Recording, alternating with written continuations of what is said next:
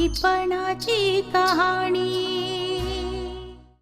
आता यापुढे हा दादू भट तुझ्या खेरीज कोणासमोरही झुकणार नाही, कोणाच्याही धमक्यांना भीक घालणार नाही। माझ्या पत्नीची आणि माझ्या लेकराची जबाबदारी तू घ्यायची आहेस। का म्हणते का? माझी परीक्षा घेण्यासाठी की माझ्यातल्या भिरुपित्याला दिवसण्यासाठी? पण आता ही अखेरची लढाई। आता यापुढे हा दादू भट तुझ्या खेरीज कोणासमोरही झुकणार नाही, कोणाच्याही धमक्यांना भीक घालणार नाही। पण माझ्या पत्नीची, माझ्या लेकराच्या संरक्षणाची जबाबदारी तू घ्यायची आहेस। तिच्या नखालाही धक्का लागणार नाही असं वचन देणार आहेस तू मला। आजपर्यंत जर या दादू भटनी तुझी थोडी बहुत सेवा केली असेल तर ते सगळं पुण्य माझ्या लेकराच्या जोळीत घाल माते। तुझ्या भरवशावर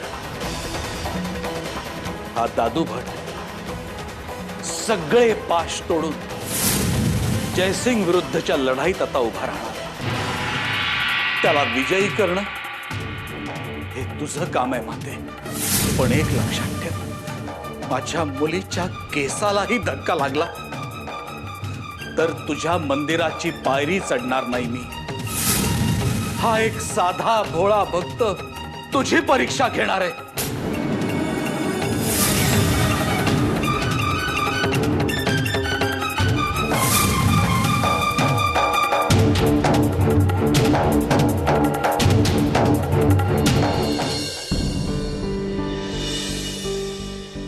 असे रात्री उठून नेमके कुठं गेले असतील हे?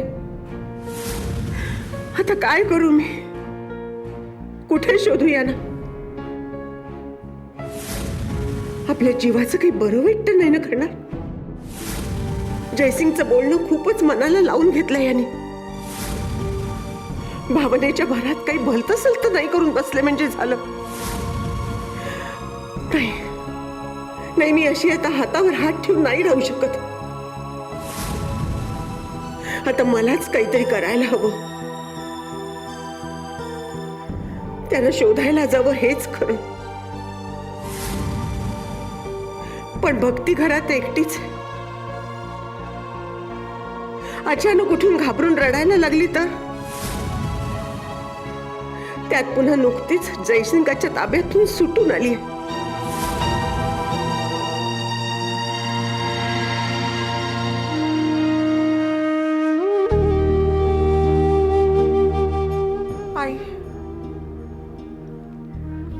आई, आमच्यावर कृपा कर। यांच्या हातून काही भलतं सलतं घडू नये अशी सुबुद्धी यांना दे। आई, काय करू ग मी?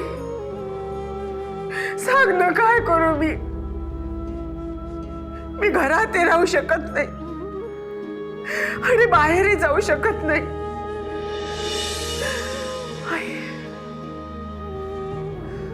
आमचा एकमेव आधार तूच आहेस। माझ्या घराची, माझ्या संसाराची पूर्ण जबाबदारी तुझ्यावर आहे आई, तुझ्यावर।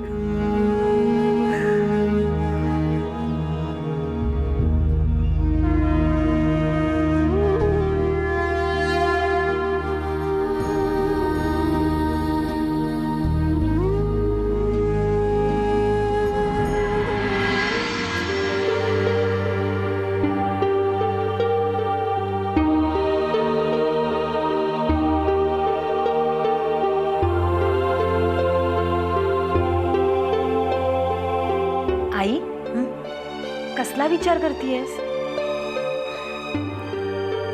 असं किती दिवस मनात ठेवणार आहेस? सांगून मोकळी तर हो। मी तुझी कोणीच नाहीये का ग? लेक आहेस तू माझी, म्हणूनच आतापर्यंत मी तुला सगळं सांगत आले। पण आता जे सांगायचे ते कसं सांगू तेच कळत नाहीये। मी माझा भूतकाळ विसरून इथल्या जीवनाशी जुळवून घेण्याचा खूप प्रयत्न करते, पण तरी माझा भूतकाळ कुठल्या ना कुठल्या रूपात प्रत्येक वेळी माझ्यासमोर उभा राहतो. म्हणजे सविता, तू मला विचारत होतीस ना उमेश आणि मी काय बोलत होतो, मी का टाळते त्याला? माझा तुझ्यावर विश्वास नाहीये म्हणून नाही मी विचारते. आई, तुला जर त्रास होत असेल तर तू नंतर कधीतरी सांग. नाही सविता, सांगू दे मला. तुझाही तेवढाच हक्क आहे का माझ्यावर? पण मी तुला जे काही सांगणार आहे ते कोणालाही कळू देऊ नकोस. उमेशशी तसं पाहिलं तर माझं रक्ताचं असं कोणतंच नातं नाही, पण तरीही तो मला माझ्या सख्ख्या मुलांसारखाच वाटतो. आजपर्यंत माझ्या कुंकवाचं रक्षण तो करत आलाय सविता. जणू आई जगदंबीनेच पाठवलं त्याला माझ्याकडे. सविता, उमेश ज्यांना आपले वडील म्हणतो ते त्याचे वडील नाहीयेत. ते आहेत नारायण मोहिते, या वसुधा मोहितेचं कुंकू. काय?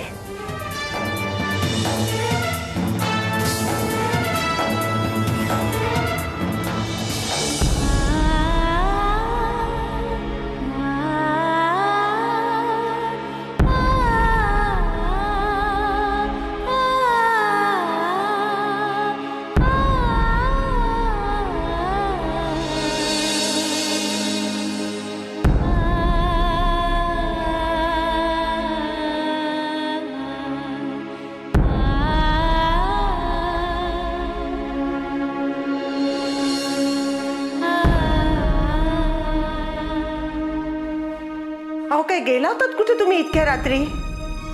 बसा बसा तोंडावर पाणी मारलं काय? गेलात काय? माणसांनी समजायचं तरी काय? कुणाचा तरी जीव आपल्यासाठी तुटतो याची थोडी तरी जाणीव आहे का तुम्हाला?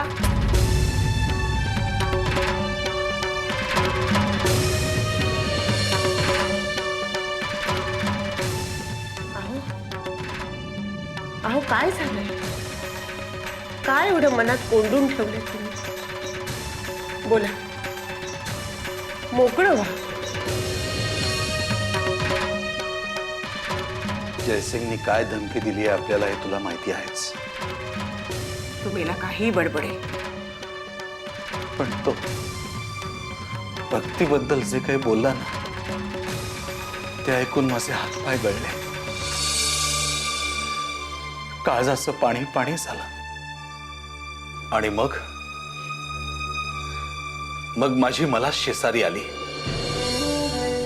असं वाटलं काय चाललंय हे? काय एवढे घाबरतोय? का एखाद्या शेळपटाप्रमाणे गप्प बसलोय? का विरोध करत नाहीये त्या नराधम जयसिंगला? जीवाची नुसती तगमग तगमग होत होती. तोंडावर थंड पाणी मारलं. आई समोर जाऊन उभा राहिलो. हृदयातली आग तिच्या समोर शांत केली आणि मग शपथ घेतली, यापुढे कोणासमोरही झुकणार नाही. जयसिंगच्या दडपणाला बळी पडणार नाही. काहीही झालं तरी. योग्यच निर्णय घेतलाय तुम्ही.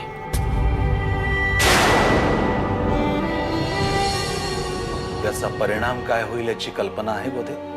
आहे, पण आई जगदंबेवरती माझा पूर्ण विश्वास आहे. हे काम मी जर केलं नाही तर तो जयसिंग भक्तीला. आठवते तुम्हाला? आपल्या भक्तीला साप चावला होता. त्यावेळी ताईनेच तिचे प्राण वाचवले होते. आता ताईंचे प्राण वाचवणं हे आपलं कर्तव्य आहे. चांगुण्याची कथा तुम्हीच सांगता ना? चिल्या बाळाला तुम्ही तुमच्या निर्णयाशी ठाम राहा. मी आहे तुमच्या बरोबर आणि आपल्या भक्ती बरोबर आई जगदंबा आहे. लक्षात ठेवा.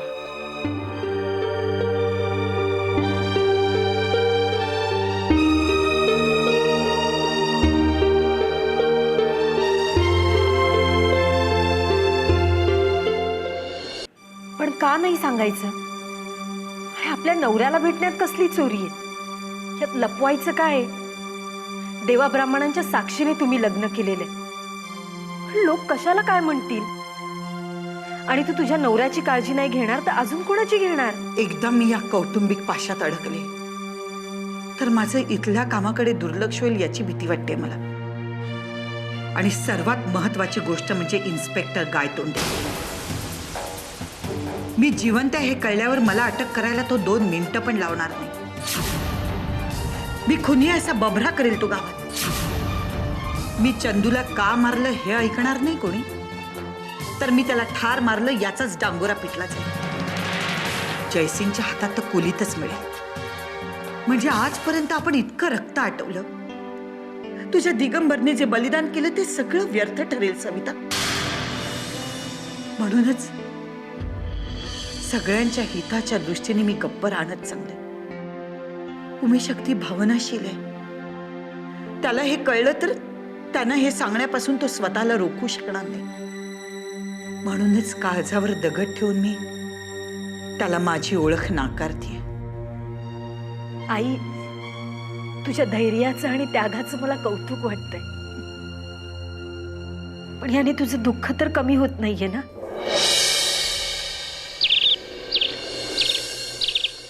मी खूप समजावलं तिला, पण कालच्या प्रकारानंतर धास्तीच धरली होती. मी शाळेत जाणारच नाही असं म्हणते. शेवटी तिला समजावलं, 4 घास भरवले आणि मग झोपवलं. गोदाक्का, तिची भीती कमी झाली ना की मग ती येईल शाळेत. पण तुम्ही जबरदस्ती करू नका. आणि हो, तिला नजरेआडी करू नका थोडे दिवस. मी तर सुन्नत झालोय. खरं सांगू का, हे एकामागून एक आघात होत आहेत ना, त्यामुळे काही सुचतच नाहीये. एक वेळ माणूस आपल्या जीवाची पर्वा करणार नाही, पण आपल्या प्रियजनांच्या बाबतीत तो खूप हळवा असतो. आधी माईंचा धक्का, मग भक्तीचा. डोक्यावर नुसती टांगती तलवार आहे. हो, खरंय तुमचं. अशी डोक्यावर टांगती तलवार असेल ना की फार त्रास होतो. आणि म्हणूनच मी आली आहे. म्हणजे माईंबद्दल. काय? ताईंबद्दल काय? यांना सांगू का मी आईने सगळं सांगितलेलं? कारण आता माझ्या इतकेच हेही आईला जवळचे आहेत. पण नको, असं परस्पर सांगणं म्हणजे आईचा विश्वासघात होईल.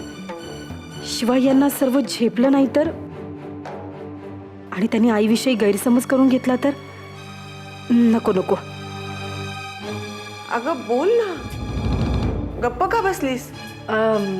म्हणजे जयसिंगने जशी तुम्हाला धमकी दिली आहे असं तो माईला काही बोलला नसेल ना? हो, शक्यता आहे. आणि तू म्हणतेस तसं वसुधाताई काही आपल्यापासून लपवत असतील तरी त्या योग्य वेळ आली ना की सांगतील आपल्याला. तोपर्यंत आपण वाट बघण्यातच शहाणपण आहे. वा वा वा, काय तोंडे वा, काय खबर आणली तुम्ही? हा, चौकशी समिती येते म्हणताय म्हटल्यावर बेस्ट झालं, सगळं जुळून आलं की आपलं. अहो काय बोलताय पाटील तुम्ही? चौकशी समितीचा अर्थ तुमच्या लक्षात येतोय का? अहो त्यांच्या डोळ्यात धुळपे करता येणार नाही आपल्याला. काय बोलता, इथं कोणाला धुळपे करायचे इन्स्पेक्टर? डोळं 7-8 उघडून गावभर फिरावं, काही फरक पडत नाही आपल्याला.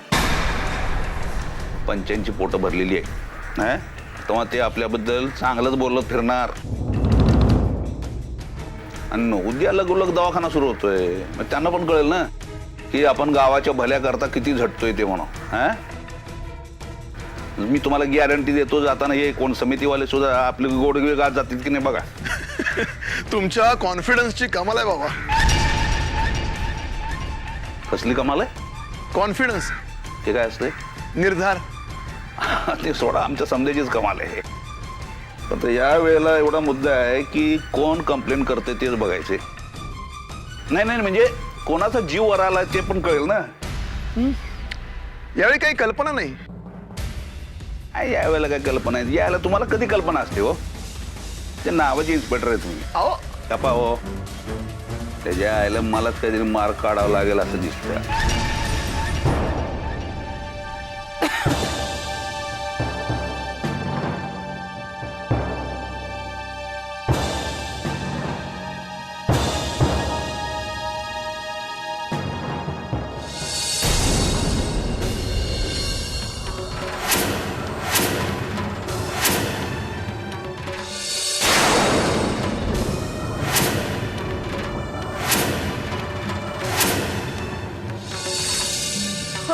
आई आई आई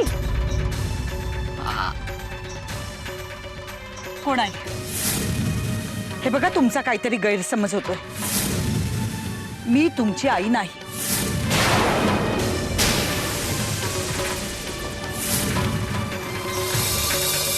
आई आई आई आई मी तुला ओळखलंय.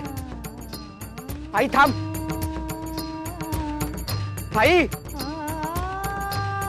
आई मी थांब म्हणतोय ना. आई तू थांबत का नाहीयेस? आई आई आई आई आई आई तू माझी आई नाही हे मी मान्यच करणार नाही. तोच चेहरा, तेच डोळे, तोच आवाज, चेहऱ्यावरचे तेच सात्विक भाव, हे फक्त माझ्या आईचंच असू शकतं.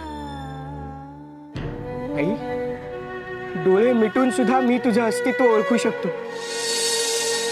हे बघा, मला वाटतं तुमचं तुमच्या आईवर खूप प्रेम आहे, म्हणून तुम्हाला हा भास झाला असेल. मी तुमची आई नाही. आई, तू मला का ओळख दाखवत नाहीयेस मला माहित नाही, पण मी मात्र तुला ओळखलंय आणि ते तू नाकारू शकणार नाहीस.